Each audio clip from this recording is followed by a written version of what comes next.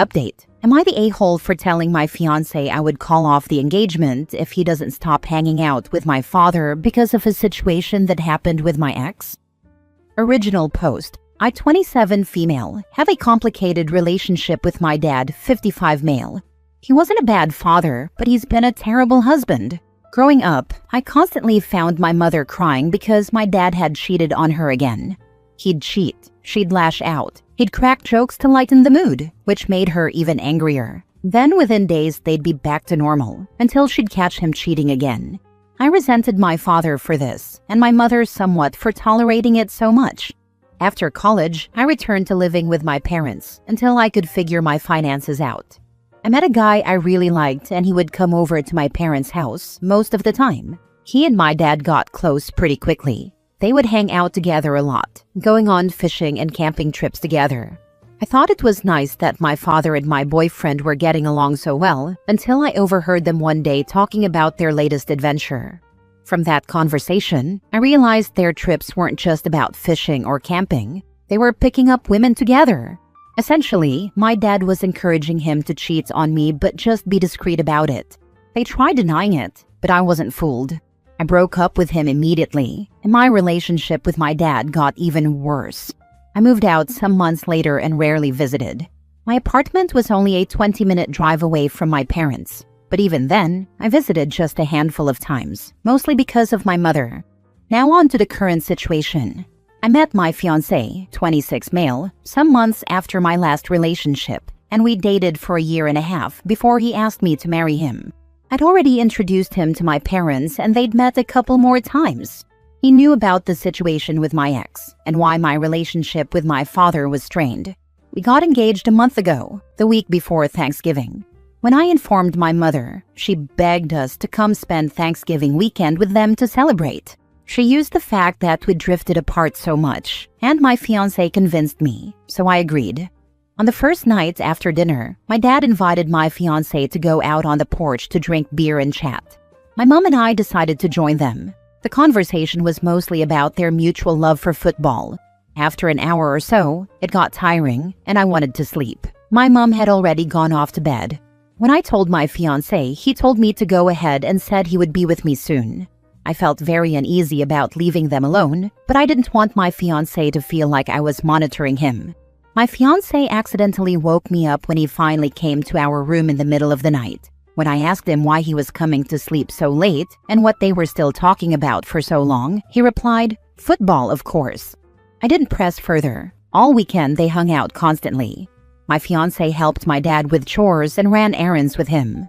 When I brought it up, he said he was just being polite. Fast forward to yesterday, my fiancé casually informed me he would be going on a camping trip with a friend. This isn't the first time he has gone camping since we got together, but I got suspicious because he became evasive when I asked who he was going with. When I pressed, he finally admitted he was going with my dad. Apparently over the weeks after Thanksgiving, they stayed in contact. They'd even gone to watch a football game together without me knowing, because my father said I would make a big deal out of it. I lost it and told him absolutely not. I reminded him what happened with my ex. He said I was being paranoid, that my dad was cool to hang out with, and had never mentioned anything about women. He said my dad didn't force my ex to cheat, so I couldn't keep holding a grudge. That hurt very much, in addition to the fact that he wouldn't cancel the camping trip like I asked. So I told him that he could either stop hanging out with my dad or I would call off our engagement. He got upset and accused me of trying to control him and said that the fact I think my dad can influence him means I don't trust him. We've barely talked since yesterday, as he keeps giving me the cold shoulder. I don't want to be the kind of woman who controls who her man hangs out with, but I feel like I set a clear boundary from the very start regarding my dad, and he knows how it makes me feel. Sorry for the long post, but I felt that the context was important. Am I the a-hole for giving him that ultimatum? Now for the top comments before reading the update. Not the a-hole, but I wouldn't bother with the ultimatum. What is particularly concerning here is that your fiancé is already lying to you and sneaking around behind your back. You're trying to maintain boundaries with your father, and your own fiancé isn't respecting them. He's showing you who he really is, so believe him. A good man would not be lying to you. A good man would not be sneaking around behind your back. A good man would respect your wishes regarding your family. You can't trust this guy, and if you keep dating him, it's only a matter of time before he's out cheating with or without your dad. It sounds like the dad almost likes to groom them into becoming cheaters. I imagine he'll do the same with this man and will continue to try this with every partner OP ever has. My view is that dad is doing it deliberately, so he can say, "See, all men cheat. I wasn't the a-hole. It's just what us men do." Your fiancé is putting his bromance with your father above your comfort. He is already lying to you while embracing a habitual cheater. Is this what you want for your future? Reenacting your parents' dysfunctional marriage? Not the a-hole, unless you accept the disrespect. Oh, he'll cheat on her. Absolutely. OP needs to go no contact with her parents and her fiancé. Now for the update. Thanks to everyone who commented on my original post. I read every comment, but I couldn't reply to any because it felt like I was reading what I already knew deep in my gut. So I did not break up with my fiancé right away. Pathetic, I know. This is a man I'd been with for almost 2 years, and we'd never had any major fights until now. I wanted to wait to see if he would understand where I was coming from and decide to cut my father off. But 2 days later, he was still giving me the cold shoulder despite my attempts to talk it out. I forgot to mention in my original post that my fiancé did say that it wouldn't be just him and my dad. His friend would be there too, so I didn't have to worry. But I think that's beside the point. What broke the pathetic bubble I was in was when a text came through his phone while he was in the shower. It was my father's number, and it said, "Has she cracked yet?" I finally understood that my fiancé had been giving me the cold shoulder to make me relent, and he had no intention of canceling the trip with my dad. Something broke in me, but it wasn't anger. I took off my ring and placed it on the nightstand. When he came out of the shower, I calmly told him that I needed him out of my apartment by the end of the week. He again tried to point out how unreasonable I was being, and how it was turning me into a controlling woman. I told him I didn't want to control his life, which is why I was asking him to leave. That way, he could be free to be friends with whoever he wanted. But I can't be with someone who doesn't respect my boundaries and thinks there's nothing wrong with associating with someone who hurt me so much. He changed his tune very quickly and said he would cancel the trip and stop talking to my dad if that would make me happy, but he didn't want me to leave him. I have to admit that I was tempted for a second, but I managed to stand my ground and told him I didn't want to be with him anymore. Then I left the apartment and drove to my parents' house. My calmness disappeared there as I ripped into my dad for being a POS of a human being, for constantly cheating on my mom and destroying my relationship again like he did before. I didn't expect a shred of remorse, and he gave none. All those who commented that he does this to prove a point were right. My dad told me that if I expect to find a man who'll be satisfied with just me forever, then I am living in a bubble. Men are designed to want variety every once in a while. I pretty much expected that, so I wasn't shocked. What broke me was my mother agreeing with him and telling me that I would never find the perfect man. Because all men cheat, but what's important is that you're the one he loves and comes home to at the end of the day. In my previous post, I mentioned being somewhat resentful toward my mom as well for taking so much crap from my father, but I had never looked at her and felt the disgust I felt in that moment.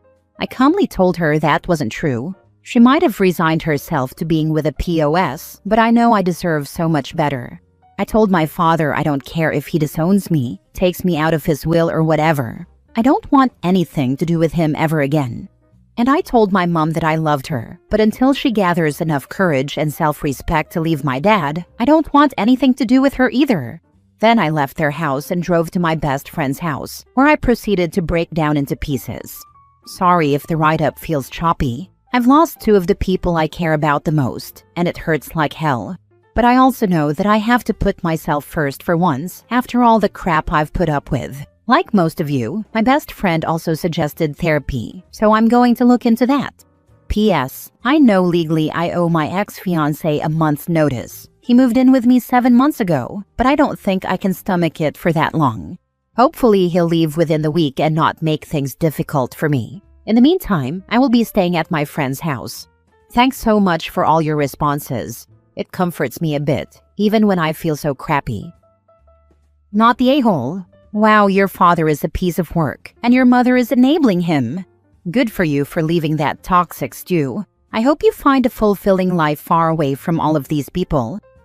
Thank you. Cutting my mother off hurt because I've grown up feeling so sorry for her and being there for her when she cried over my dad's cheating. So now she's going to be more alone than ever. I just pray this will make her realize her mistake and leave my dad. I would welcome her with open arms. OP, you did good. Disappointment and betrayal always hurt in the beginning, but after some time has passed, we will see that this whole situation was actually a blessing in disguise. Your ex showed you exactly who he was. And yes, therapy for sure. When a person has unresolved trauma, the tendency is to keep attracting the same trauma into our lives. You will find the right partner. To be honest, until the comments on my first post, I never realized the pattern. Maybe I've been looking out for douches because both my first two relationships, high school and college, ended with me being cheated on, though those had nothing to do with my dad. I never thought I needed therapy, and neither did I believe in it, but I will surely give it a try. Last story. Am I the a-hole for not letting my best friend take advantage of me? My best friend Diane and I have known each other since elementary school. Diane is dating Roy. He has 2 teens who stay with him half of the time. I'll refer to them as Diane's stepkids. Now on to the issue. I'm getting married in 6 months. My fiancé lives in another state, and I'll be moving to live with him. I own a condo, fully paid off, and I'm keeping it so I have a place to stay when I come back for work, meetings, and visiting family. My fiancé also has family here, so I estimate we will be back here every other month, more or less. Diane agreed to hold an emergency key in case maintenance needs to access my condo. I thought I had everything settled until 2 weeks ago. Diane and I met for lunch, and she said she had a proposal for me. Her stepson goes to college near my condo. She said it would be good if her stepson condo sat for me. That way, I wouldn't have to worry about the place when I'm not there. He would pay me a small stipend each month to cover any wear and tear. He would stay with his father whenever I'm in town. She said it would be a win-win situation, as I would be making a little bit of income on an apartment that would otherwise be empty. In a split second, I imagined all the liabilities I'd be exposed to by having a very social college kid living unsupervised in my home. Coming home and having to clean up behind him, complaints from neighbors, and my poor bed. Nope. Honestly, just the idea of anyone living in my home when I'm not there is unappealing. So I thanked my friend for the idea and told her I just didn't want anyone living in my condo. I wanted to be able to come and go as I pleased without worrying about it. She kept pushing the issue, telling me why it was a great idea, while I kept telling her no and explaining why. Finally, she said that on the basis of our friendship, would I at least think about it overnight? I told her that she was basically asking me to take on a tenant and all the financial and legal responsibilities that come with it. So if she truly believed this was a good idea, she and her boyfriend would have to sign a contract making them financially responsible for any and all liabilities. She asked why she had to be on the contract. I said I was only asking of her what she was asking of me. She got quiet. I told her to think about it and get back to me. Roy later called me and said he would be willing to sign the contract. I said Diane would have to sign it too, as she is the only reason why I am even considering it. I then explained to him why I wanted to keep the apartment empty. He told me Diane came to him with the idea and said she would talk to me about it. He wouldn't have bothered with it if he had known the full story. It was a pleasant conversation. The next day, Diane called and said that I embarrassed her to her boyfriend. I told her that if she had just respected that I was not interested in her proposal, we would not have had this problem. Am I the a-hole in how I handled this? Not the a-hole. You may want to change your locks though. She already has a key and might give him access anyway. Like, I thought once you could see how great it is, you wouldn't mind or would change your mind, or something. I didn't give her the key yet. I was going to hand it over closer to when I moved. I do not plan on giving her the key anymore. Without a contract, you could be in for all sorts of shenanigans like squatters' rights, etc. If Diane really wants to pursue this, she should want to pursue it in a legally sound manner. Your initial response of no tenants was solid, and your alternative solution makes sense. You want to reduce your risk as much as possible. You told Roy the same thing you told Diane, so if anyone was embarrassing Diane, it was her for not telling Roy all the details, not the a-hole. She tried to say that he wouldn't be a tenant, he would be a condo sitter, so I would not be liable for his actions. Ha, she changed her tune when I brought up the contract. Not the a-hole. It all makes sense. You trust her, of course, but she's not living there. A young college boy is living there, one you don't know very well and don't trust very much. If they won't agree to you protecting something you worked hard to acquire, then you shouldn't rent your home to a college tenant on faith and trust. I wouldn't do it either. She said she would make sure he kept the apartment clean, etc. But what would happen if she broke up with Roy? Then I would be stuck basically supplementing someone else's college kid. If she was truly planning to make sure he kept it clean and maintained, she wouldn't have a problem signing the contract. She doesn't live with them. She isn't his mother. She has no leverage to make him do anything. All she could do is talk to Roy about it. And if they broke up, she couldn't even do that. Not the a-hole at all. You said no multiple times, she kept pushing, and the second you put actual responsibility on her, suddenly it wasn't such a win-win anymore. She's only embarrassed because your contract suggestion made it clear she wanted you to take all the risk, so her stepson could get cheap housing. And what is funny, the stipend he offered to pay is only 25% of what the rental value would be. It would not even cover the monthly maintenance charges. Even if you were inclined to do this, I would heartily advise against having it be a cut-rate amount of money. Full rent, assigned lease, by Roy and the son, and nothing less will do. But I think you should not do this deal at all. It's not going to happen. This entire interaction soured our friendship.